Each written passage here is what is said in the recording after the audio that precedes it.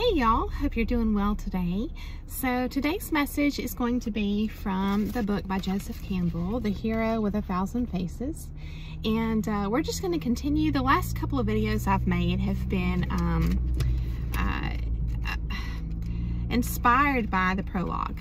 Okay, so we went through the first part called Myth and Dream, and then we started talking about tragedy and comedy last time, and this time we're actually going to talk about the next section, number 3, the hero and the god. And but I want to view the message today through the lens of what it means to become a hero. When you hear about the hero's journey, like, what does that mean? So you might frame it by saying we're going to be talking about the making of a hero, okay, in our own lives. And so I'm really enjoying this book. It's really got the wheels turning for me. I know I say that a lot on my channel, but I hope to do that for you. But this book is doing that for me, and I just hope to share my insights with you, and that it I hope that it inspires you and encourages you, and that it gets the wheels turning for you all. So I hope you enjoy the message today. Okay, so we're going to be starting by from kind of like a zoomed out, elevated position, overlooking the hero's journey, because the hero's journey can be examined so in depth. And this is what I'm learning. There's books and books written about it, right? And I haven't looked into Joseph Campbell's other books, so this is the first one I've actually gotten really into. And so, but what I'm learning is the hero's journey is reflected in multiple folklore, fairy tales, movies, stories throughout time. And what makes it a thing, what qualifies a story to be called just another example of the hero's journey, is that they all follow this same pattern. Okay, just like when you're learning about how evil operates in the world through manipulative people, and how they have like this playbook. It's almost like they all have the same playbook. You hear that a lot. It's like you can learn to identify people who have bad intentions, because a lot of times they follow a pattern. Their behaviors follow a pattern. And that may be where you made a mistake giving people the benefit of the doubt. I know I did, because it's like when you're an empathetic person, honest person, and you try to live with humility, you understand that we're all imperfect. And because of that, it's like you give people, again, the benefit of the doubt. But the piece that's really important here is identifying the pattern, that it's repetitive, consistent. And that's where it should really raise red flags for us, right? And that's where they can furthermore try to prevent us from getting to that point, identifying the pattern, because by that point, they may have already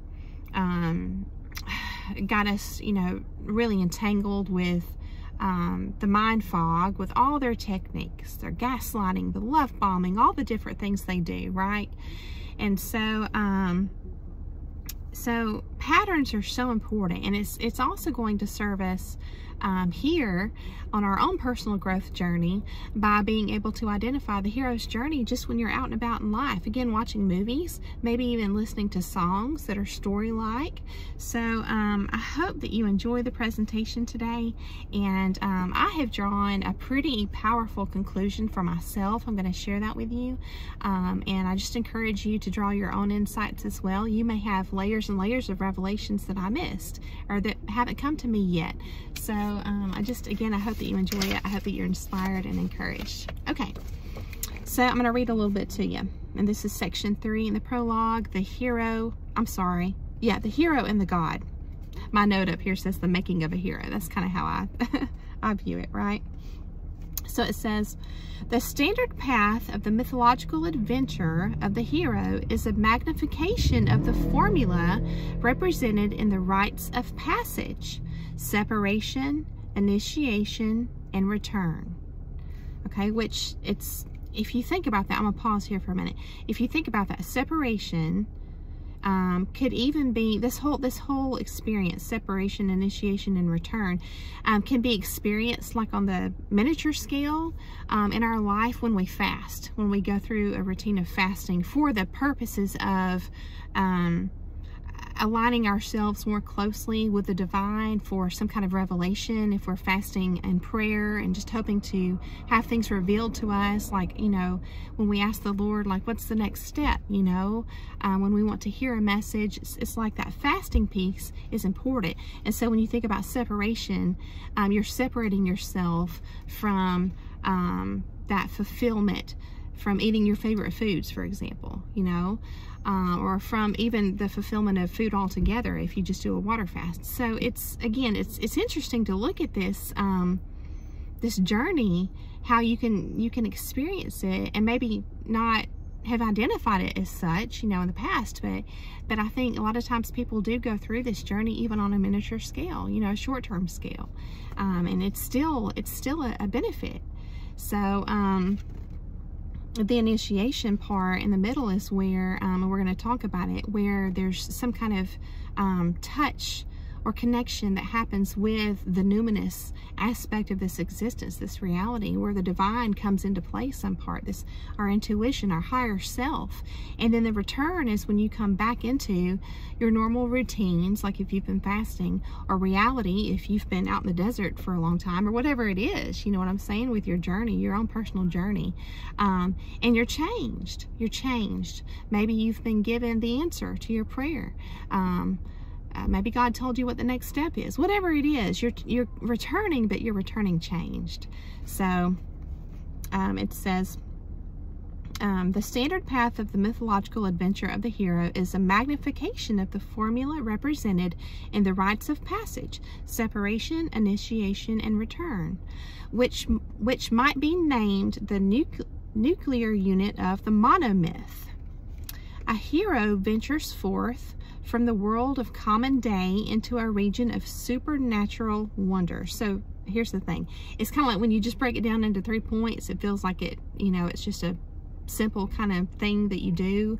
It's just a short and sweet kind of journey, and that's not the case, right? It's literally venturing forth on, starting out on this grand adventure. Like literally, it may not look that way to the outside to other people, okay, but it's truly the experience that one has going through this adventure. And I love the term adventure for this experience, right, because it's looking at it through a positive lens. And then I love how it talks here about the victory. So it says, a hero ventures forth from the world of common day into a region of supernatural wonder. Fabulous forces are there encountered, and a decisive victory is won. Yes. So it's not like you're just left hanging, okay? That's important. There is a prize at the end. The hero comes back from this mysterious adventure with the power to bestow boons on his fellow man. So the gift is not just for you. The gift is to be shared with others, lighting the path for others that are further down the path, and they're making their way too. That's how we help one another. So it's a beautiful thing.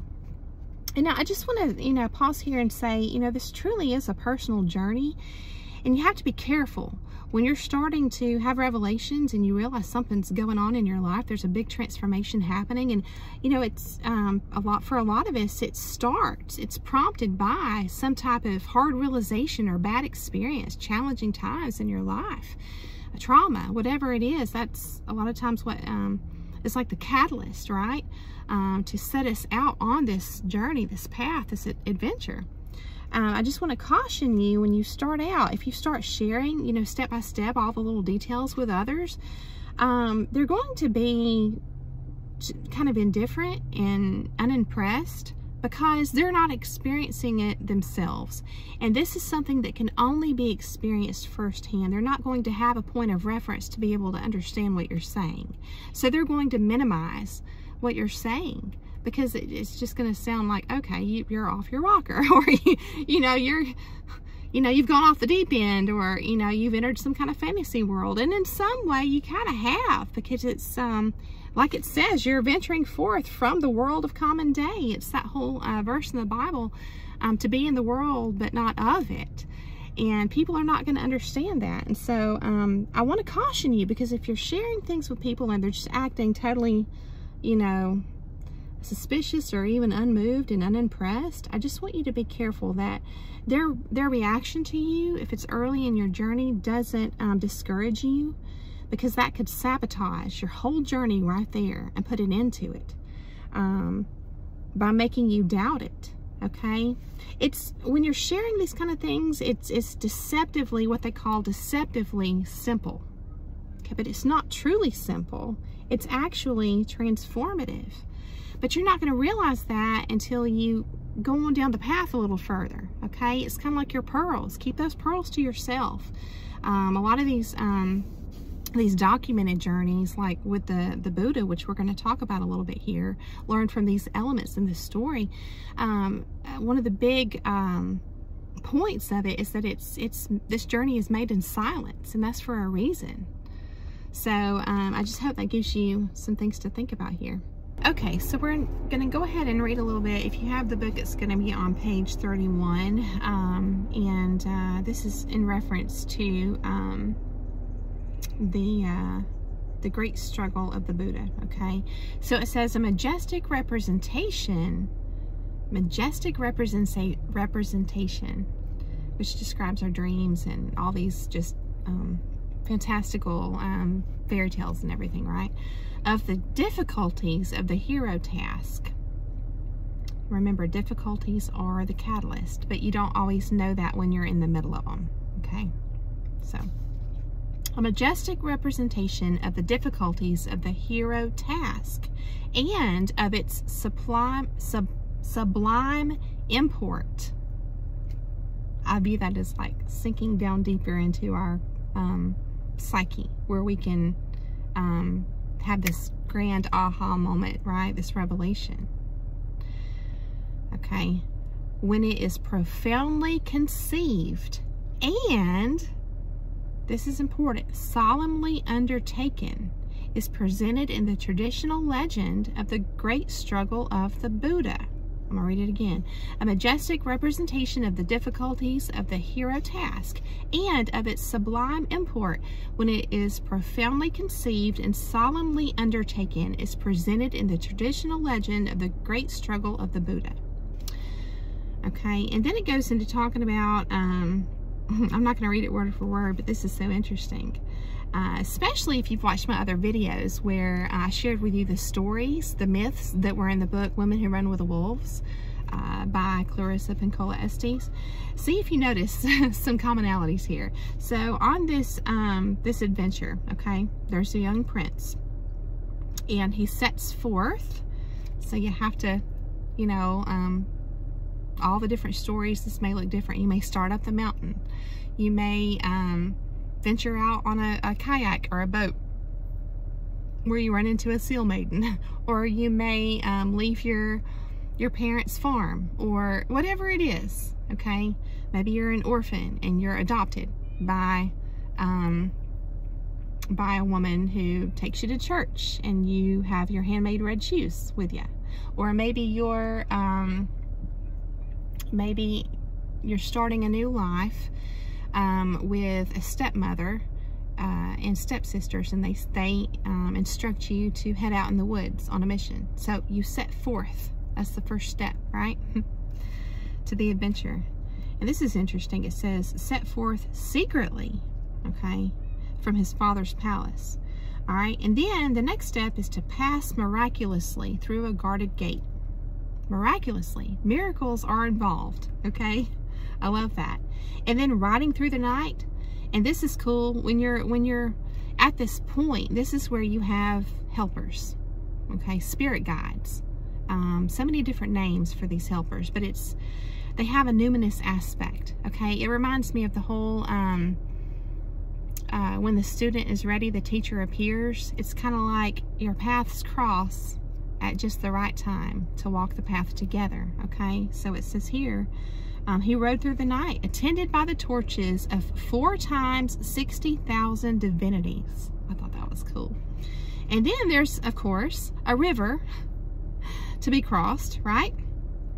Yes. So a majestic river at that. And then it was really interesting because in this story, it says with a single sword, Stroke sheared his own royal locks. And I think there's a lot of symbolism with hair. We might get into that a little bit later.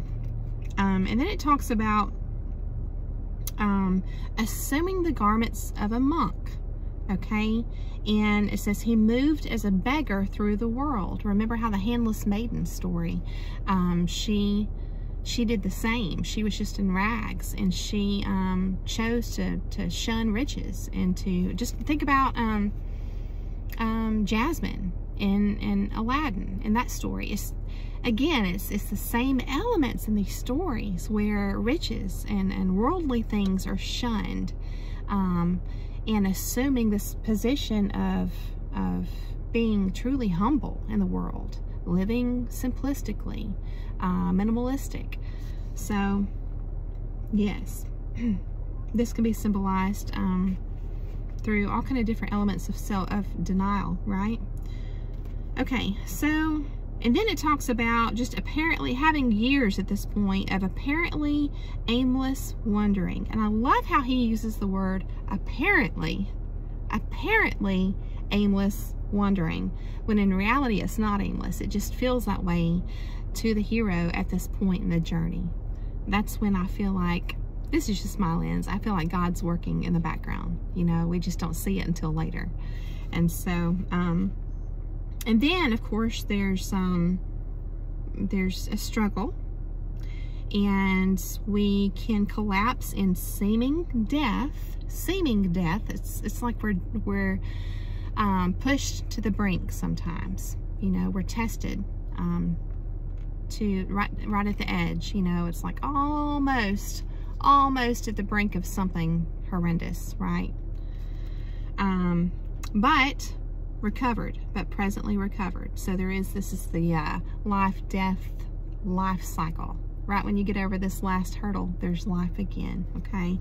And so again, it says, then he returned, and this is interesting, to the less rigorous life of the ascetic wanderer. And I'll have to see if I'm saying that right? But it basically means not engaged in self-indulgent, right? Or self-indulgence, the ascetic wanderer. And we're going to talk about that next. Okay, y'all, I looked it up. It's actually pronounced ascetic. I'm not going to edit that out because I'm human, and I just want to encourage you to be human, and that it's okay to make mistakes. So again, it says, then he returned to the less rigorous life of the ascetic wanderer, okay, which again means not engaged in self-indulgence. And I want to share a little bit of expansion on that with you here. I looked it up in Merriam-Webster, ascetic, and it's basically, it says, demonstrating marked restraint, plainness, or simplicity, even when no appeals to the divine or spiritual are attached, making it not unlike another adjective with connections to ancient Greece, which is Spartan. And I thought that was cool, so I looked up Spartan. And it says, yes, of or relating to Sparta and ancient Greece.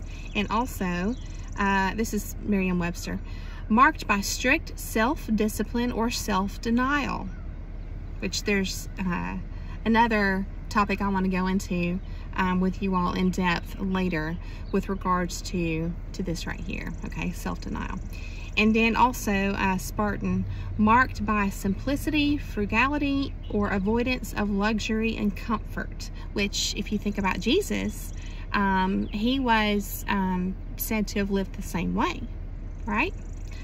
And then I love this last one too, undaunted by pain or danger. And that's a big goal for us, I feel like, after coming out of psychological abuse, manipulative situations, toxicity. We want to get to the point where we are so aligned with this internal power, guiding force, that we truly are without even really having to exert a lot of effort.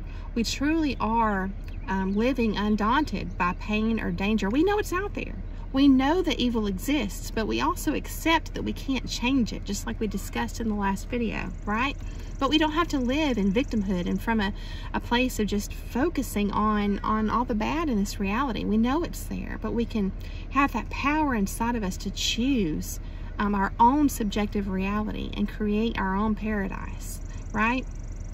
So we have to be strong. We truly do have to understand the full story here, okay, of this reality, and that good is victorious in the end, okay?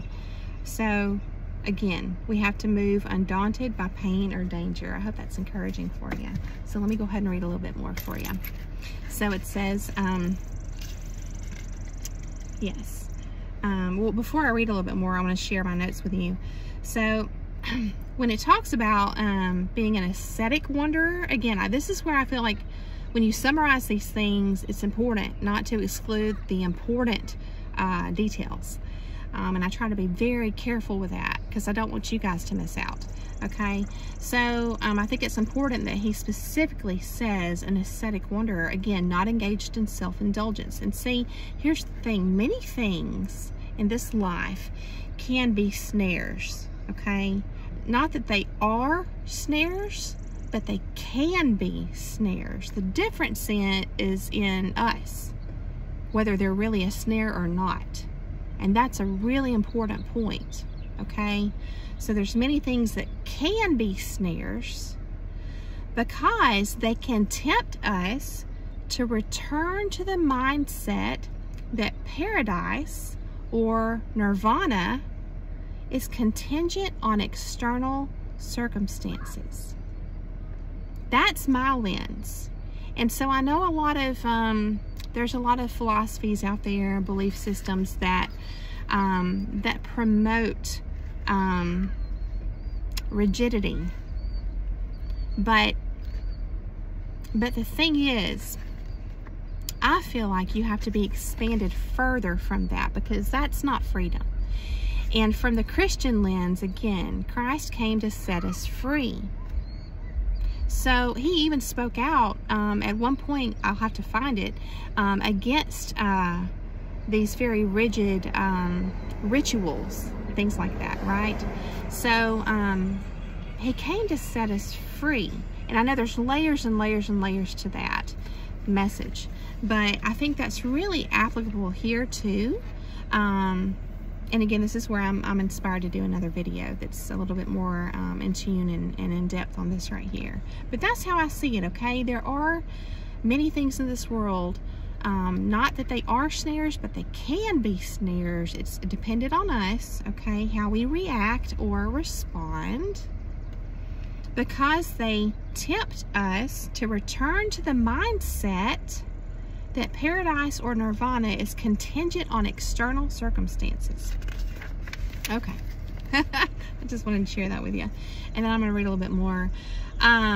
So it expands, you know, on a lot of symbolism and stories and different stories and the commonalities between the different stories here. And then it goes back to, it talks about the Buddha, right? At this point, he's enlightened and he's sitting motionless in bliss and all this, right? And then I thought this was just an interesting statement. I'm going to read it to you. It says, "For 7 days he abode in a pavilion furnished by the gods and reviewed the whole doctrine of causality and release." Causality and release. All right, and then it goes into talking about moving to another tree and meditating on doctrines and a great storm that rages, and then how there's a king of serpents that emerges from the roots and protected the Buddha, and it's very interesting. I just encourage you to get the book. And then it says he gets to a point where he doubts whether his message could even be communicated. And I know you probably know what that feels like, because going through some life experiences is so profound that language fails. sometimes. And it's like, again, even if you have the right words and you try, like I was saying earlier, you try to share your experiences with people, they're just not going to get it until or unless they go through it themselves. But I thought it was cool. In the end, it says he was persuaded to proclaim the path. Okay, and then there's a footnote here. It says the point is that Buddhahood, enlightenment, cannot be communicated, but only the way to enlightenment. You've probably heard people talk about, and I agree with this, that a great teacher is not going to figure everything out themselves and just hand everything to you on a silver platter, but they're going to point you in the right direction, right? For you to do the work yourself. That's a great teacher. That's the mark of a great teacher there. And so, yes, only the way to enlightenment. This doctrine of the incommunicability of the truth, which is beyond names and forms, is basic to the great Oriental as well as to the Platonic traditions, whereas the truths of science are communicable, being demonstrable. I think I said that right. Hypotheses, rationally founded observable facts. Ritual, mythology, and metaphysics are but guides to the brink of a transcendent illumination, the final step to which must be taken by each in his own, not just experience, but his own silent experience. Yes, yes. So again, here we see the life, death, life cycle. A little bit further over on page 35, I'm going to skip a little bit. It says, and we soon shall see, whether presented in the vast, almost oceanic images of the Orient, in the vigorous narratives of the Greeks, or in the majestic legends of the Bible, the adventure of the hero normally follows the pattern of the nuclear unit above described: a separation from the world, a penetration to some source of power, and a life-enhancing return. So I'm going to share my closing thoughts with you here. Okay, the goal is to get to the point of remaining in your power at all times, because what we have learned is that another person can gain control of our mind and therefore our life, right? And just totally extract our life force, our attention and our energy and our efforts and our empathy and all parts of us. They can just suck us dry. And so it's important to regain control of ourselves and to regain that power, and not just to regain it, but to learn to live in a way that you are remaining in your power at all times. Okay, this is my conclusions here.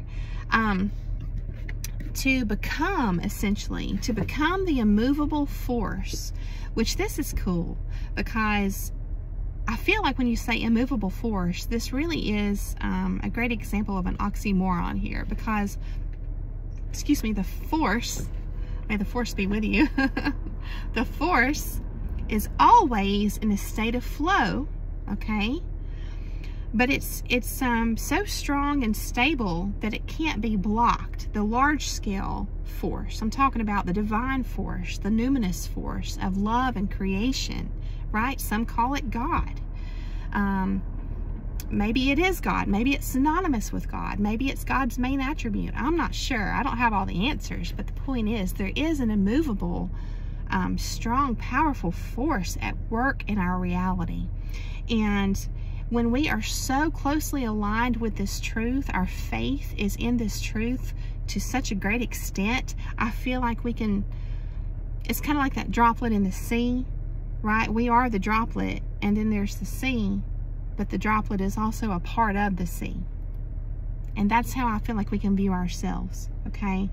So, I think that's the goal, to become the immovable force when the droplet jumps in the sea, right? Because then we're also going to be immovable, right? Steadfast and strong and standing in our power, okay? So, again, I just encourage you to expand yourself, your energy, your conscious awareness enough to match that vibe, okay? Because when we truly understand these things, it's just going to empower us like crazy. I feel like you're going to get to the point where you can, you know, in your mind, as you're navigating this crazy world, you're just going to have this attitude of just come at me with anything, you know, and I'm going to be unshakable. I'm going to be unshakable. And there's all kind of literature written on this very theme right here, because it's like, go ahead, because I'm going to remain in my power, right? What is your power? What is your power? Can we further define it? Let me share with you my thoughts. It is the peace of living from a solution-oriented mindset all the time. Solution-oriented mindset all the time. The peace that comes from that. So let's clarify a little bit further. Okay, so you have two modes of operation here with regards to this thought: fear and faith. Fear would be mind fog, confusion, and like a what if, like, you know, thinking about the future, you know, because you don't have the answers. So it's like it keeps you frozen and stuck and in the mud and all those metaphors, right? And then you have faith. What does faith say in opposition to this? Faith says, I got this. Faith says, you got this. We got this. Faith is present focused, okay, and future focused, okay? It's solution oriented. Even if you don't have the answers, you know you're going to get the answers. You know it. You have faith in that, all right? Now and in the future. And how can you have faith that you're going to have the answers in the future, all right? Because this is where you can slip into fear, okay? So we're going to talk about this logically for a second, okay? It's not that you have to know the answers now to be prepared for the future, but it's knowing that you are tapped into the source of all answers, okay? That you have that resource here, that inner guidance, okay? That the Holy Spirit, that inner guiding light. And it just, you know, it takes just a few experiences to realize it, and not just that, but to respect its existence and its reality. And when you do that, then you can start operating that way. So I just hope that you're encouraged today. I hope that I've got the wheels turning for you. I hope you're inspired. I thank you for coming along to listen to the message today. I hope that you have a beautiful day, and I'll see you again very soon.